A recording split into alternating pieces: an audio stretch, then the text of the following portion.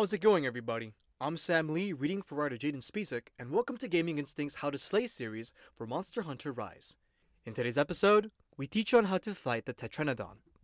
New to this series, Tetranadon makes its debut in Monster Hunter Rise's 3-star mission, Can't Stomach the Thought, making quite the first impression in the process. Here's what to expect when dealing with this monster. Tetranadon is a massive creature that charges its attacks to inflict a massive amount of damage when they connect.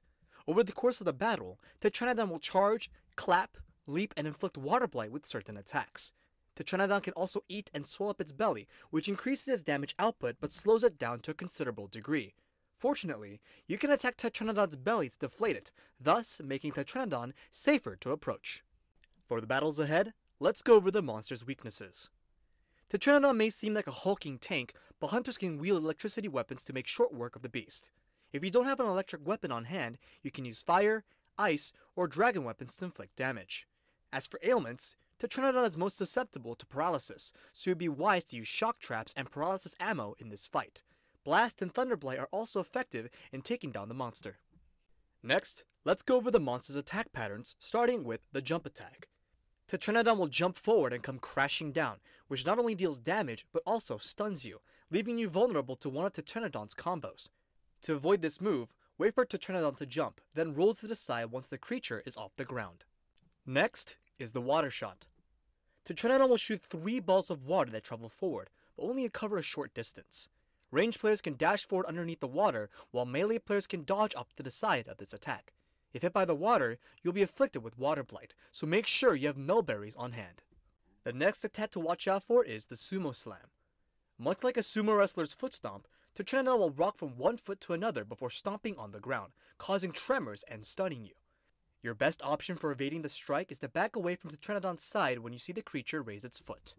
The last move on our list is the Rock Toss. It turns out that Kuluyaku is not the only monster that uses rocks as a weapon.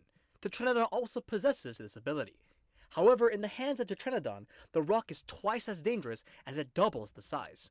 Once you see Tetranadon lift up the rock, make sure you stay far, far away, as the rock will damage anything in range once thrown. Alternatively, you can make your way behind Tetranadon and stay there until the rock has been thrown.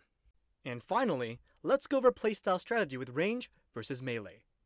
Range players should aim for Tetranadon's head and belly, as these areas will net you extra damage. Be sure to have a large supply of dash juice on the hand to lower your stamina usage, which will help when darting around Tetranadon and avoiding its heavy blows. Melee players need to exercise patience and wait for the short window of time in which to evade Tetranadon's attacks. When the monster winds up for an attack, you'll be able to perform up to 2 combos before needing to dodge the oncoming strike. In addition, we recommend that those who engage in melee combat bring dash juice just like the range players to this fight.